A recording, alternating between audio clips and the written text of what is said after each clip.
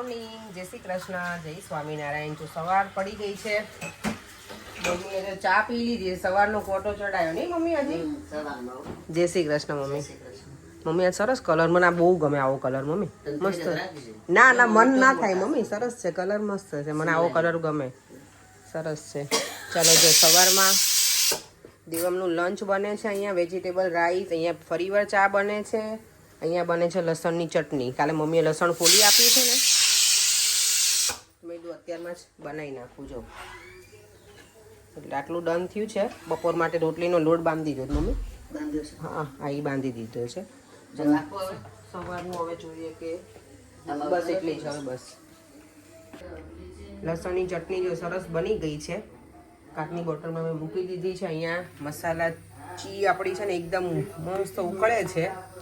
એ લોકોને કોટો ચડી જાય ને સવારમાં, એટલી મસ્ત મસાલો નાખી દીધો છે બરાબર.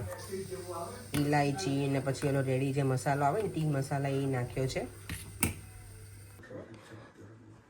જો આ ખૂણે પપ્પા, બીજા ખૂણે દીકરો અને વચ્ચે બેસે મમ્મી. નહીં મમ્મી? ચલો હું હવે કિચન, ના આજે જ વાર છે, કિચનનું કામ પતાવી દીધું. હવે મારે ઉપર ટોયલેટ બાથ નહીં કરવાનું તે કરી પછી રેડી થઈ અને હું પણ નીકળીશ અને પરે હું પણ સાથે સાથે. જો આ બેડ તો થઈ ગયો છે રેડી આપણો બધું. જો અહીંયા છે ને કેદારનાથનું આખું પહેલાંનું હિસ્ટ્રી ચાલે છે. અહીંયા પપ્પા અને મમ્મી બેઠા છે ને. ચલો મમ્મી હવે અમે જઈએ. જય શ્રી કૃષ્ણ. બહુ બેસી લીધું આજ તો સવારમાં હો. નહીતર આવી રીતે બેસવું નહીં સવારમાં તો મને ક્યાંય ટાઈમ ના, ભાગતી પણ આજે વહેલા ભરી થઈ ગયા ને એટલે. ચાલો હવે જઈએ સલૂન ઉપર. દેવામાં જતો રહે. જય શ્રી કૃષ્ણ. ફાસ્ટ ટ્રેન છે આજે. ટ્રેન છે ને ડીલે છે ઘણી બધી, આજે બહુ જ બધી લાઈન ડીલે છે. એટલે આઈ હોપ કે હું ટાઈમે પહોંચી જાઉં. અને સલૂન છે ને મારે જ ઓપન કરવાનું છે એવું છે આજે. હેરનું કોઈ છે નહીં એટલે. ચાલો તો ટ્રેન તો આવી ગઈ છે આપણી. આ કેટલી ફાસ્ટ ટ્રેન છે જો.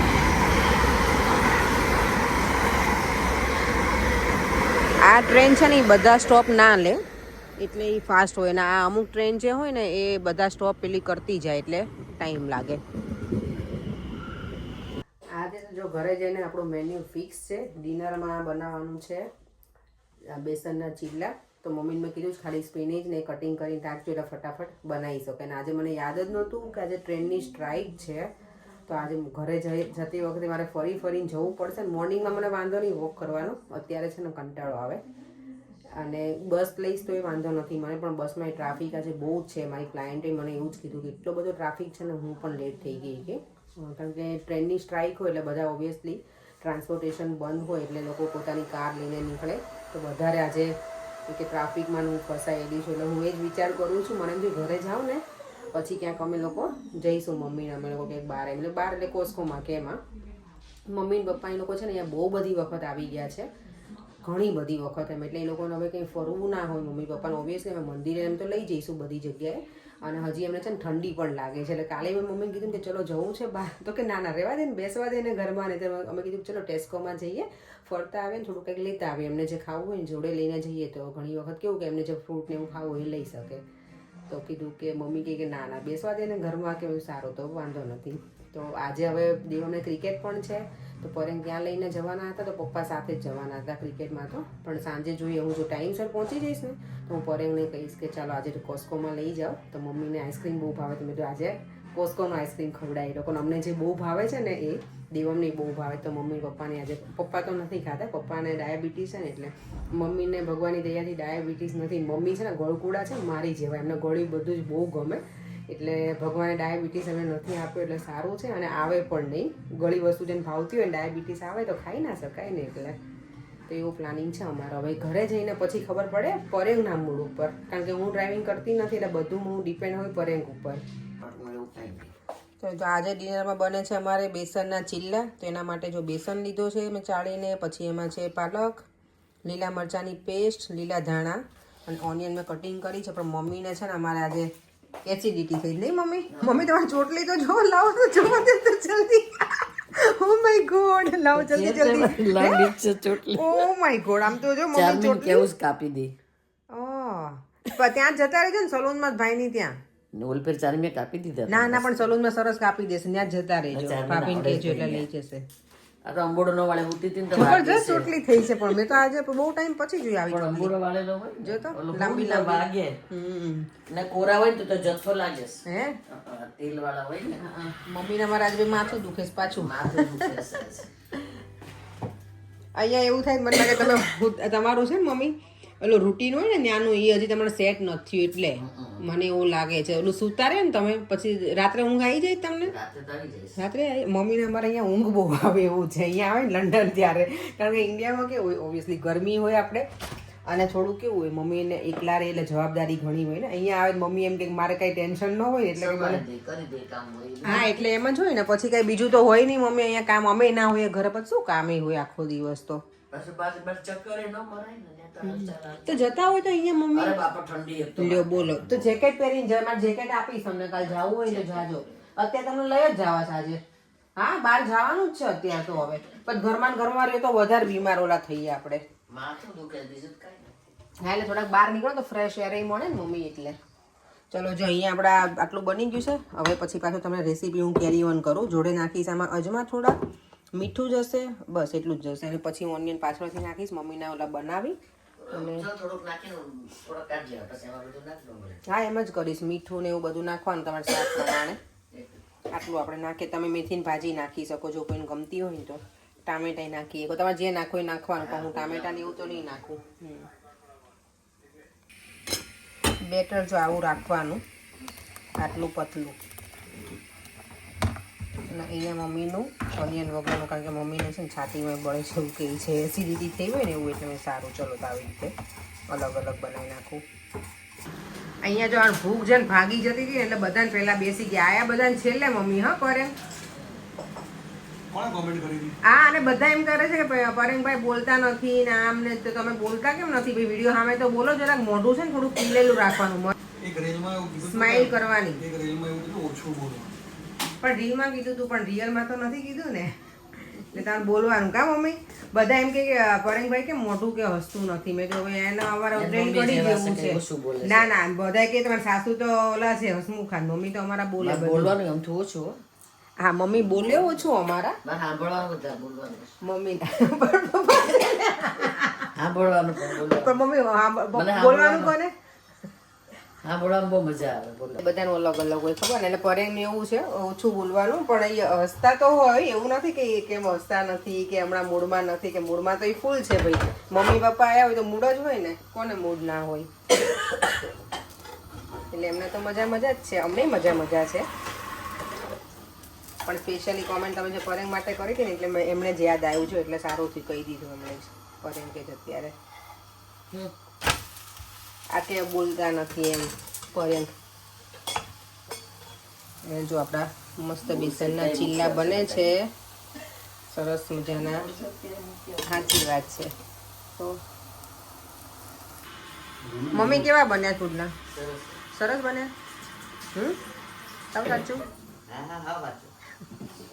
આ તમારે લેટ થઈ ગયું નહીં 8:30 થઈ ગયા જોયું હા આપણે ક્યાં પપ્પા આપણે કોઈ જાનમાં હવારમાં નથી જોડવાની નથી તમારા દીકરાને જોડવાની હે મમ્મી અત્યારે જો અમે બેઠા છીએ શાંતિથી બધા પપ્પાને એવું કે ટાઈમે સૂઈ જાય પપ્પાનું કહું આપણે કોઈને ધ્યાનમાં નથી જાણ બેસો આટલું સિરીઝ જોવે ને તમે પતાવીને જાઓ તમે પપ્પા કહે કે હવે 5 મિનિટ નહીં જે અડધો કલાક છે તો કે તો આપણે સૂઈ જાય કે આ તો તમે પૂરું કરવાનું છે તમે ટેસ્કોમાં ના મમ્મી જો મારા પપ્પાએ ના જવા દીધો અને આમણે આ એકદમ આળસુ માણસ આ એને ના પાડી બાકી હું ને મમ્મી તો અમે રેડી હતા જવા માટે ગાડી છે ગાડી આપણી પાસે ડ્રાઇવિંગ લાયસન્સ છે ડ્રાઇવિંગ લાયસન્સ પણ ચલાવતી નથી ને એટલે પપ્પા નતર હું પૂછું નહીં તો તમારા છોકરાનું પૂછવા જ ના રહે હા મમ્મી તો આને પૂછવા જ ના રહે રજા હોય ચલાવાય ગાડી લઈને રજા હોય તો નવરા હોવા જોઈએ ને મમ્મી અને ગાડી આપે નહીં એવું કઈ ન હોય હા પપ્પા પર કાર નથી આપતા મને કે એક જ કાર છે મારી પાસે કે એને એ બીક છે કે એક છે ને તું એક નહીં ઠોકીને આવે કે મારે કરવું શું કાર વગર એટલે હે ને મૂડી માણસ સ્માઈલ ટાઈમ આવે ત્યારે સ્માઈલ કામ કરવાનું બોલો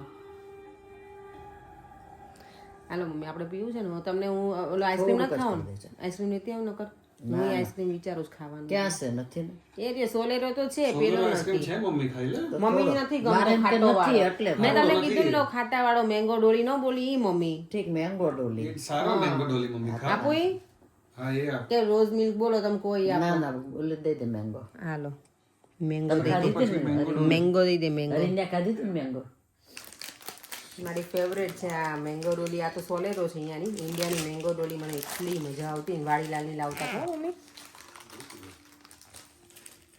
ચાલો હું ને મમ્મી આજે ચીયર્સ કરશું જો અહીંયા બાળપણ તાજા થાય છે અત્યારે રાતના 10:15 વાગે અમે કીધું ને અમને લઈ ના ગયા ટેસ્કોમાં કે કોસ્કોમાં ક્યાંય બટ ટાઈમ તો જો પર મેં તમને 9 વાગે કીધું હતું હો 10 વાગે નહીં સવા નવ તો તમારે ઠંડીમાં ક્યાં જવું ક્યાં ઠંડી હતી